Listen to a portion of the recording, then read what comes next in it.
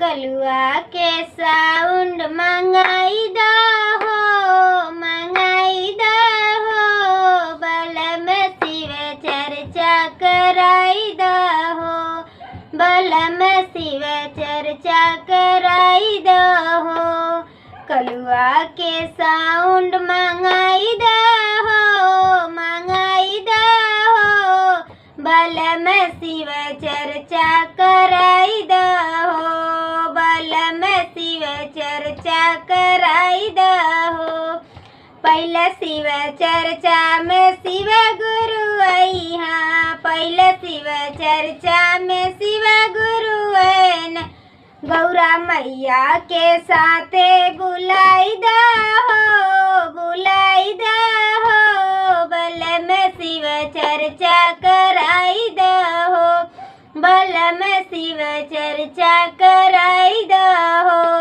कलुआ के साउंड मंगाई दहो बलम शिव चर्चा कराई दहो बलम शिव चर्चा कराई दहो दूसरा शिव चर्चा में ब्रह्मा जी आए दूसरा शिव चर्चा में ब्रह्मा जी आए सरस्वती मैया के साथे बुलाई दहो बलम शिव चर्चा कराई दहो बलम शिव चर्चा कराई दहो कलुआ के साउंड मंगाई दहो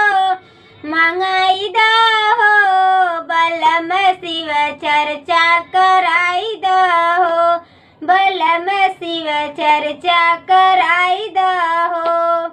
तीसरा शिव चर्चा में विष्णु जी आए तीसरा शिव चर्चा में विष्णु जी आए लक्ष्मी मैया के साथे बुलाई दहो बलम शिव चर्चा कराई दहो बलम शिव चर्चा कराई दहो कलुआ के साउंड मंगाई दहो बलम शिव चर्चा कराई दहो बलम शिव चर्चा कराई दहो चौथा शिव चर्चा में राम जी आए चौथा शिव चर्चा में राम जी आए सीता मैया के साथे बुलाई दहो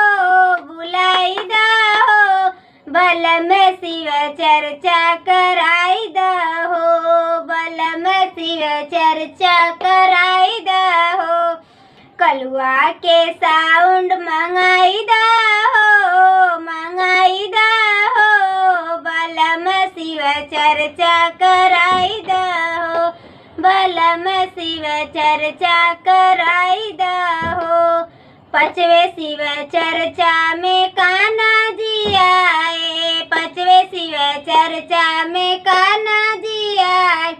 राधा मैया के साथे बुलाई दहो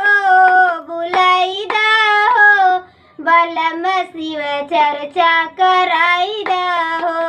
बलम शिव चर्चा कराई दहो कलुआ के साउंड मंगाई दहो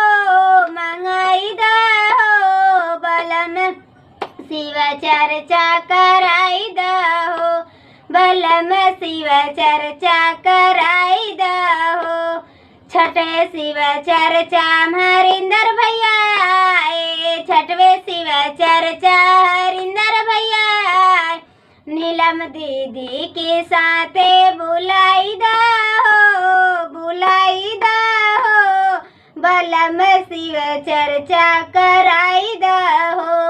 बलम शिव चर्चा कराई दहो कलुआ के साउंड मंगाई दहो बलम शिव चर्चा कराई दहो बलम शिव चर्चा कराई दहो सजन शिव चर्चा कराई दहो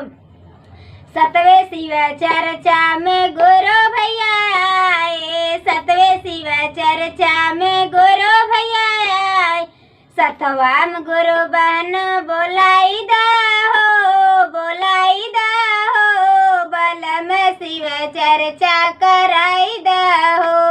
बलम शिव चर्चा कराई दा हो। कलुआ के साउंड मंगाई दा हो, मंगाई दा हो, बलम शिव चर्चा कराई दा हो, बलम शिव चर्चा कराई दा हो। पहला में दया मंग दूसरा में चर्चा, पहला में दया मंग दूसरा में चर्चा, तीसरा में नमः शिवाय प्रणाम कराई दा हो, कराई दा हो,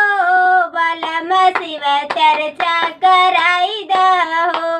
बलम शिव चर्चा कराई दा हो। कलुआ के साउंड मंगाई दा हो, मंगाई दा हो, बलम शिव चर्चा कराई दा हो, बलम शिव चर्चा कराई दा हो, बलम शिव चर्चा कराई दा हो, सजन शिव चर्चा कराई दा हो, बलम शिव चर्चा कराई दा हो। प्रेम से बोलिए हर हर महादेव, मैया भवानी की जय।